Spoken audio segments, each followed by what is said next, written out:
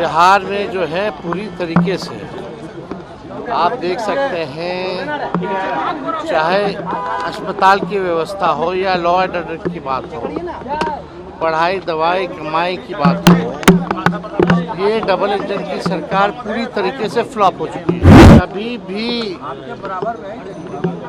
मुख्यमंत्री जी ने अफसोस नहीं जताया, इस बारे में वो चर्चा नहीं करते। अब पता नहीं कि उनको पता भी है कि नहीं घटनाओं का। बिहार में लॉ एंड ऑर्डर का क्रिमिनल डिसऑर्डर हो चुका है, विधि व्यवस्था सब चौपट हो चुकी है, प्रशासनिक अराजकता पूरे बिहार में आ चुका है।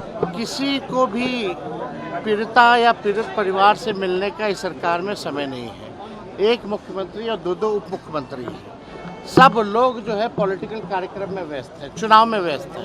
बिहार की जनता की पीड़ा को बांटने का काम या न्याय दिलाने का काम पीड़ितों को ये सरकार नहीं कर रही। बिहार में जो है पूरी तरीके से आप देख सकते हैं, चाहे अस्पताल की व्यवस्था हो या लॉ एंड ऑर्डर की बात हो, पढ़ाई दवाई कमाई की बात हो, ये डबल इंजन की सरकार पूरी तरीके से फ्लॉप हो चुकी है, फेल हो चुकी है। कोई भी एक मुद्दे पर कभी भी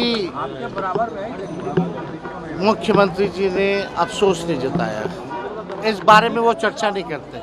अब पता नहीं कि उनको पता भी है कि नहीं घटनाओं का।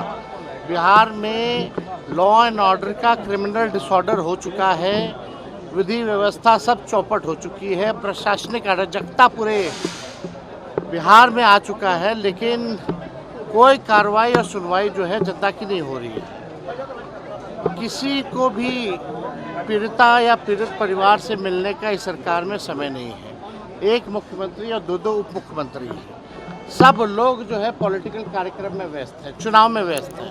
बिहार की जनता की पीड़ा को बांटने का काम या न्याय दिलाने का काम पीड़ितों को ये सरकार नहीं कर रही। इस सरकार को केवल बस अपनी कुर्सी बचाने का है, सरकार में कैसे बने रहे, चुनाव कैसे हो, उसकी तैयारी हो रही है। बिहार और बिहारियों की चिंता मौजूदा एनडीए सरकार, नीतीश कुमार जी हो या उनके दो उप मुख्यमंत्री हो, उनको एकदम नहीं है। और ये ऐसा कोई दिन नहीं है बिहार में जहां रेप ना हो रहा हो या गोलियां ना चल रही हो। आप तो देखे होंगे, बस सचिवालय के सामने फ्लाईओवर पे गोलियां चलाई जा रही हैं। क्या हो रहा है, क्या माहौल हो गया है। मुख्यमंत्री के घर के बाहर जो है गोलियां चलाई जा रही है। तो पूरी तरीके से आप कह सकते हैं यहाँ अपराधियों का जो है बोलबाला। प्रधानमंत्री भी बिहार के दौरे आए थे, ऑपरेशन सिंदूर का जिक्र किया। देखिए, हम तो हर जगह ही जा रहे हैं और लगातार, चाहे जो हमारे जवान शहीद हुए उनके परिवार से मिलना हो या कोई भी जिला में कोई घटना होती है तो हम जाते हैं। जब जाएंगे तो आप लोगों को सूचना जो है। प्रधानमंत्री जयचंद को हम बेनकाब करेंगे। देश पे आप लगातार ट्वीट कर रहे हैं कि जयचंद और आपसे भी आग्रह।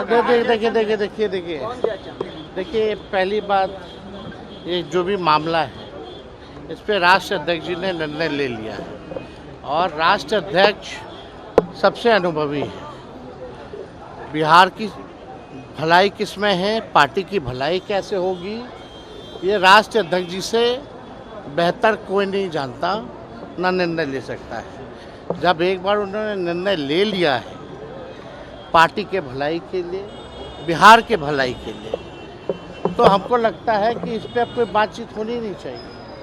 और बाकी हमको इस पर कोई टिप्पा टिप्पणी नहीं करना है किसी के निजी जीवन पे। प्रधानमंत्री अध्यक्ष मल्लिकार्जुन खड़गे, उन्होंने कहा है प्रधानमंत्री को लेकर के कि उनको चुनाव पे नहीं देश पर जो है, चुनाव पे नहीं देश पे ध्यान देना चाहिए, चुनाव प्रचार कुछ ज्यादा ही। हाँ, हम लोग तो देखे उद्घाटन हो गया, लेकिन हम लोग तो इधर ही से आ रहे हैं। अब आप कैमरा लगाइए ना, उद्घाटन तो हुआ है लेकिन आना हम लोगों का इधर ही से हो रहा है। रोड शो तो हुआ लेकिन शहीद के परिवार पे जाना नहीं हुआ। फिर कूद के आएंगे लोग, दिन भर गाली देंगे लोग, लालू जी के परिवार को, हमको। लेकिन कुर्नी में एक 11 साल की बच्ची के साथ रेप हुआ, उसके बारे में मुंह नहीं खुलेगा इन लोगों का। दिन दहाड़े हत्या हो रही है बिहार में, मुंह नहीं खुलेगा इन लोगों को। भ्रष्टाचार हो रहा है, उस पे मुंह नहीं खुलेगा इन लोगों का, तो इन लोगों को क्या मतलब है? इसमें एक सवाल है, चुनाव है और अब एनडीए आपके परिवार में जो कुछ हुआ उसको लेकर विवाद कर रहा है। पूरा एनडीए बाकायदा टीवी हमने से ट्वीट कर रहा है कि आरजेडी ने विश्वासघात किया है, आरजेडी ने कोई मतलब है? 2005 में एनडीए यही कहती थी, 2010 में यही कहती है, 2015 में यही कहती थी, 2020 में भी यही कह रही है, 2025 में भी कह रही है। तो ये 20 साल से इस अपना हिसाब कौन देगा? जनता को जो निर्णय लेना था 2005 में लिया, हम लोग विपक्ष में हैं, लेकिन आप 20 साल से सरकार में हैं, आप हिसाब दीजिए ना। अब बिहार की जनता खटारे गाड़ी पे नहीं बैठेगी। अब बिहार की जनता ने मन बनाया है सरकार बदलने का, और हम सब लोग नए सोच के साथ नया बिहार का निर्माण करेंगे।